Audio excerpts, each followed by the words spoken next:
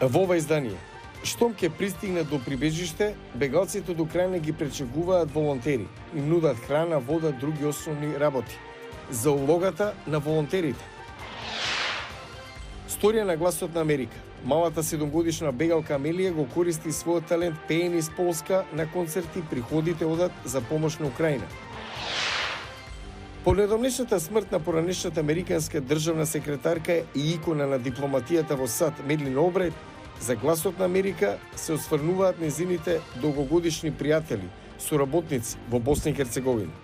Ќе ви кажем, останете со нас.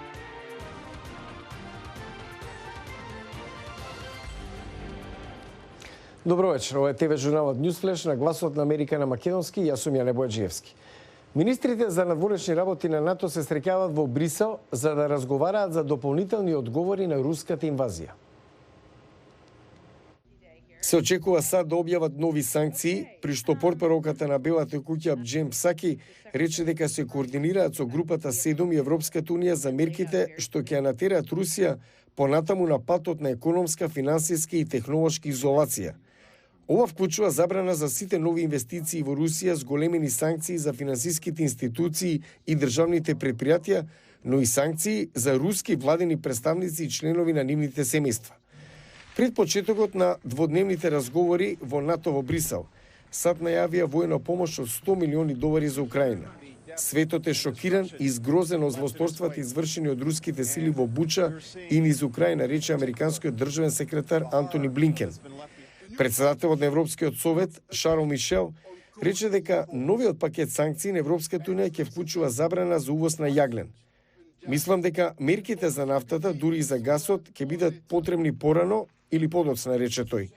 Во обраќањето до Европскиот парламент, Мишел исто така ги повика руските војници да го фрлат оружјето, да престанат да се борат, да го напуштат бојното поле.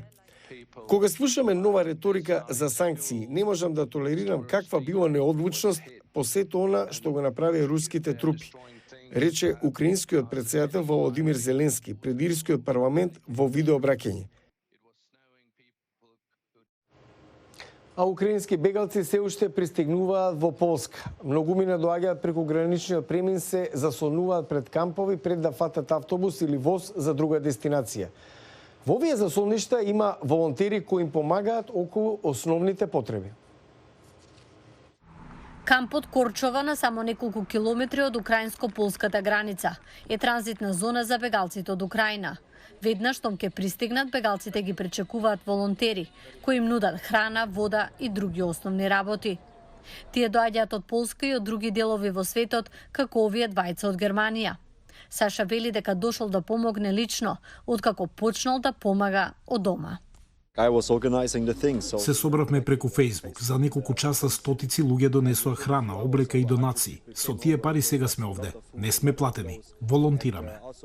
Има автобуси кои превезуваат луѓе од бегалскиот камп Корчова до главната железничка станица во Пшемшил, која представува главна транзитна точка за бегалците. Од тука тие земаат возови за други градови во Полска, како и во соседните држави. Дарија, професорка по музика од Украина, чека воз со незините 2 сина да замине во Шведска. Таа сакала да остане во Украина и да помогне, но вели дека морала да мисли за безбедноста на незините деца. Сопругот ми е во Украина. Тој остана таму да ја брани државата. Ние моравме да заминеме бидејќи сум загрижена за животот на синовите. Не мислам за себе, но кога имате деца, мора да мислите на нив. Има многу волонтери на железничката станица. Некои обезбедуваат сместување за жени и деца, други служат топли оброци. Друга волонтерка, која исто така се вика Саша, дошла со незиното семејство од Остин, Тексас. Дојдовме да помогнеме колку што можеме. Моето семејство зборува руски, така што мислам дека имаме уникатна квалификација. Додека го чека возот, Дарија вели дека е претешко за она што се случува во незиниот дом. Ужасно е оти еден луд човек дојде во мојот дом и уништи се. Уништи нечии куќи, животи. Таа за сега е бегалка, но се надева дека еден ден ќе може да се врати дома. Видео на украинско девојче што пее во заслониште во Киев се прошири вирално. Седомгодишната Амелија Анисович сега ја користи предпознатливоста за собирање пари за незината татковина. Мирослава Гонгадзе од Гласот на Америка се стретна со девојчето и незината мајка во Полска. Кога 7-годишната Амелија запеала во заселништето во Киев, во преполната просторија настанала комплетна тишина. Отпусти и забудь, новый день он кажет путь. Соседката Марта го постирала видеото. Песната била од филмот на Дизни Frozen. Речиси веднаш станало вирално. Им дуже сподобалось. Сакав да ги развеселам луѓето. Им се допадна. Ми аплаудираа.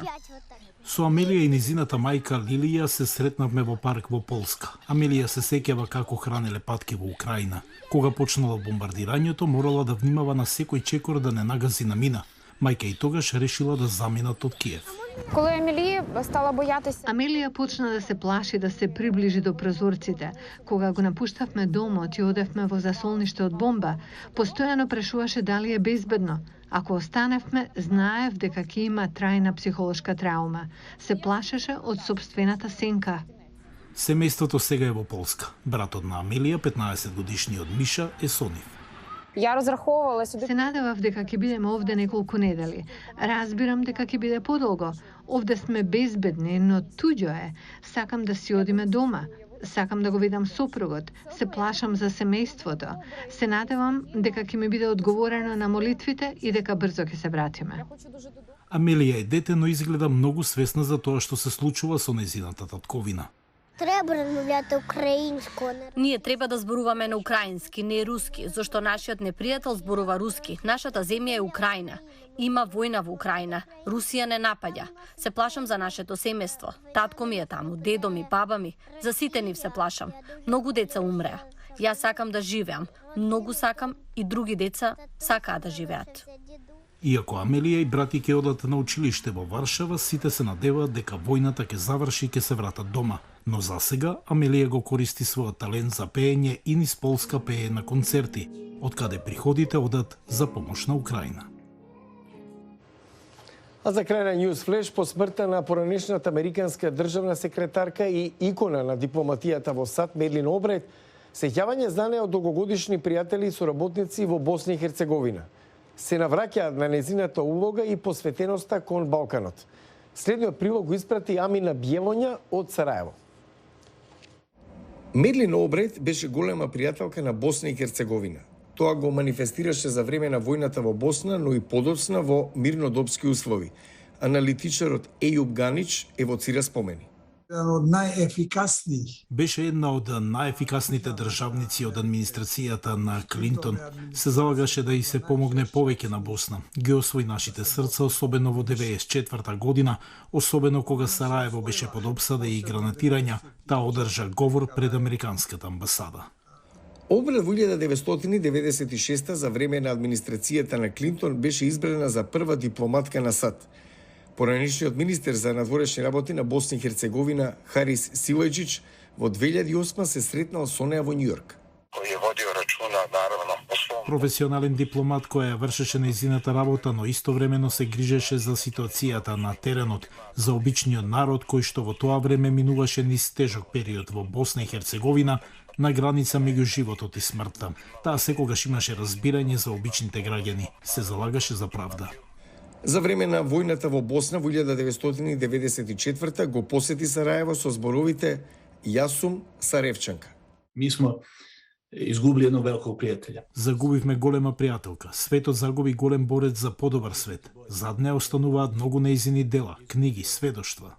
Медлин Олбрайт на крајот од 2020 доби споменик во Сараево каде е испишано "Јас сум Саревчанка". Го гледате News Flash, јас сум Јане Бојаджиевски од Вашингтон. За повеќе информации појдете на гласнааmerika.com. Следете не преку социјалните медиуми. Пријатна вечер.